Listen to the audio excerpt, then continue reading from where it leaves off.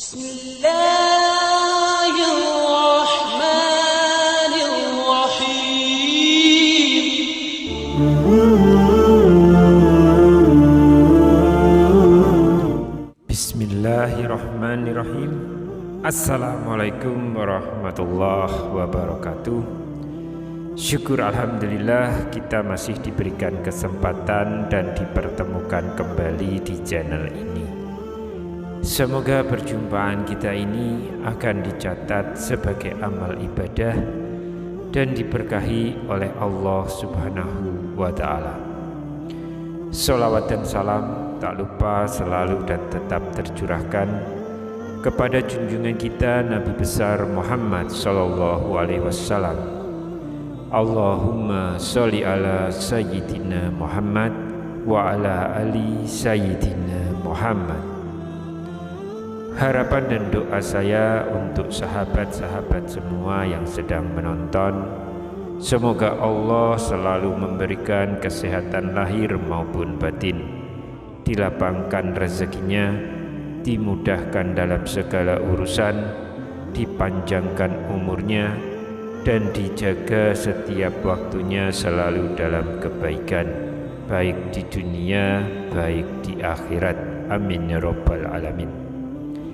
Sahabat Oborpedia yang dirahmati Allah, agama Islam telah mengatur seluruh aspek dalam kehidupan, bahkan dalam urusan kesehatan sekalipun. Nabi SAW mengajarkan kebiasaan-kebiasaan baik supaya tubuh kita tetap terjaga kesehatannya. Setiap amalan yang diperintahkan kepada seorang mukmin tak luput dari tujuan medis dan spiritual. Begitu juga dengan sesuatu yang dilarang, sebenarnya juga demi menjaga diri manusia itu sendiri.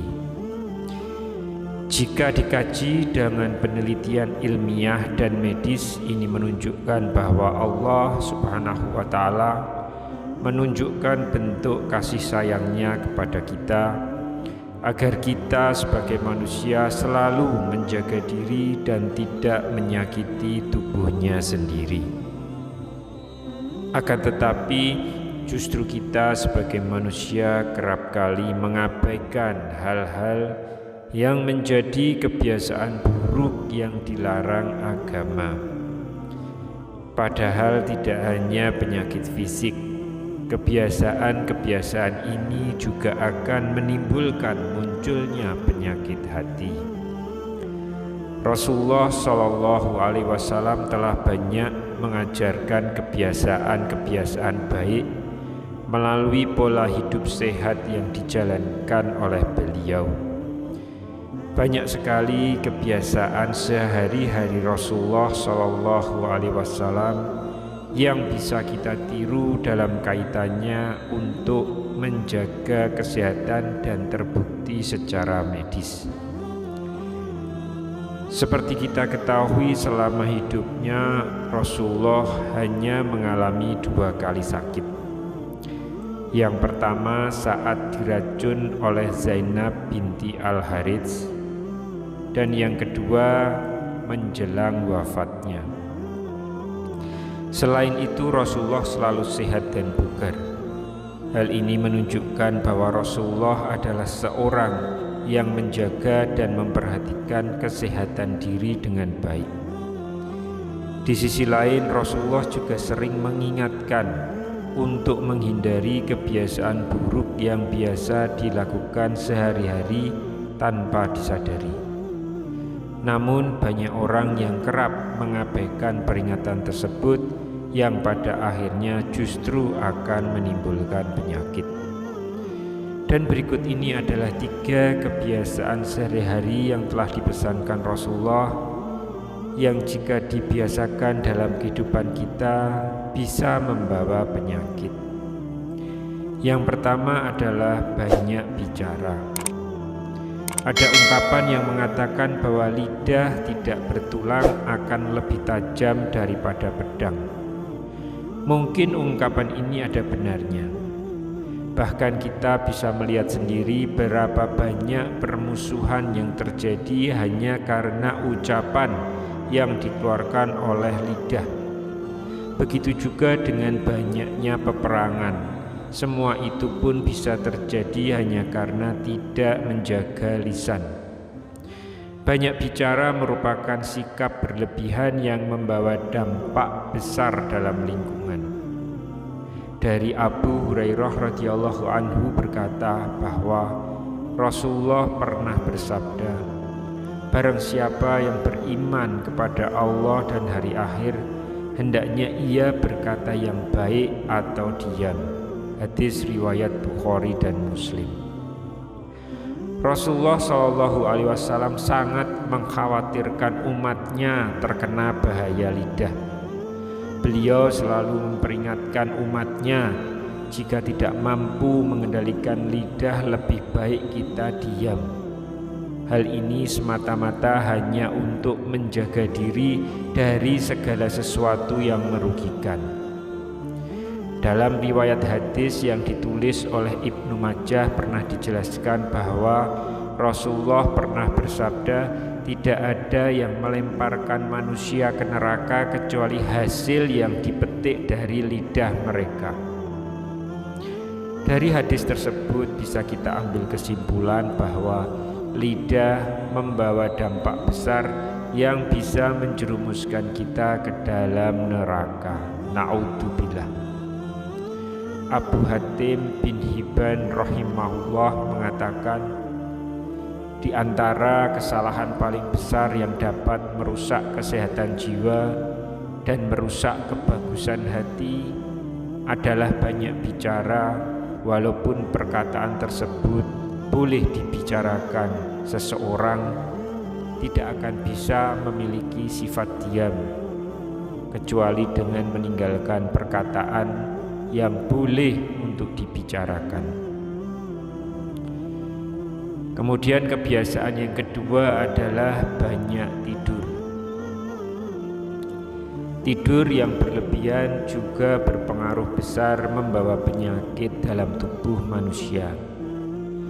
Hal ini sudah banyak diteliti oleh para ahli medis yang mengatakan bahwa terlalu banyak tidur bisa menyebabkan berbagai macam penyakit.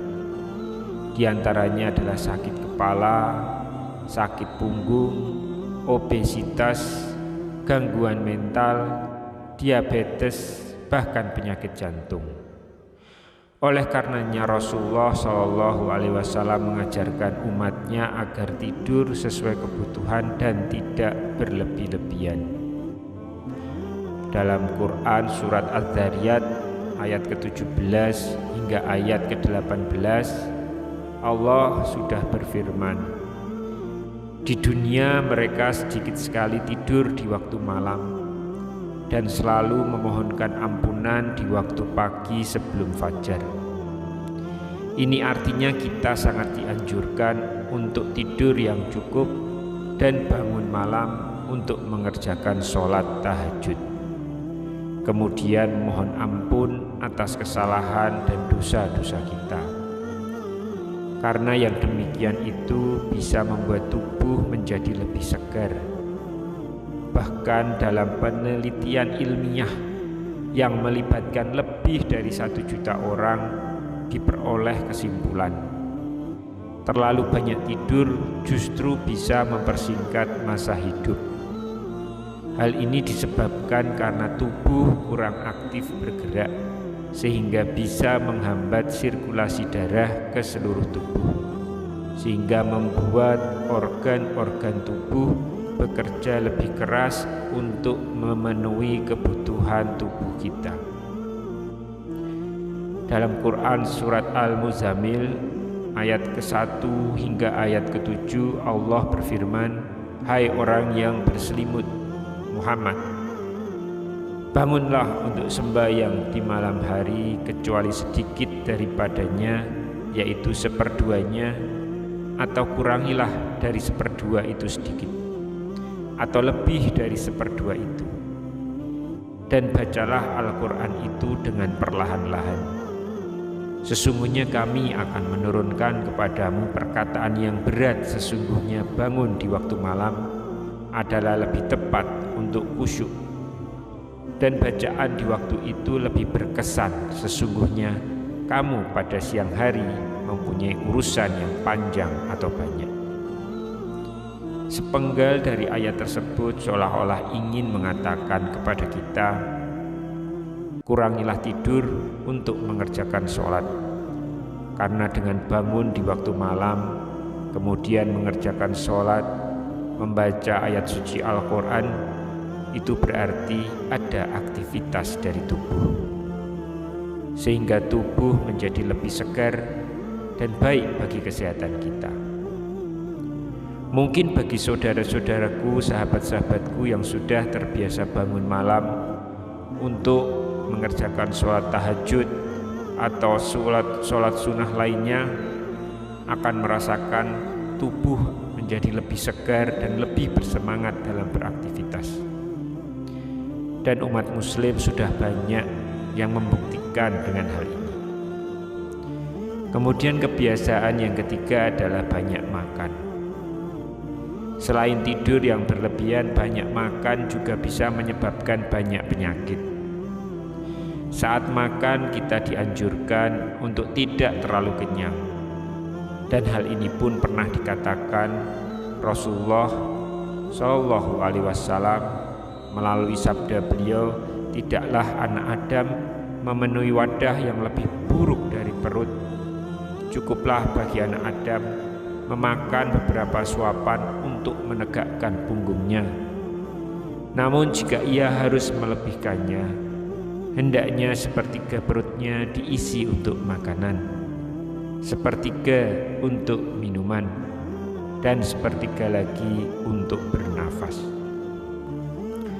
Oleh Imam Asy-Syafi'i rahimahullah menjelaskan bahwa kekenyangan karena penuhnya perut dengan makanan, beliau mengatakan, kekenyangan membuat badan menjadi berat, hati menjadi keras, hilang kecerdasan, membuat sering tidur dan lemah untuk beribadah.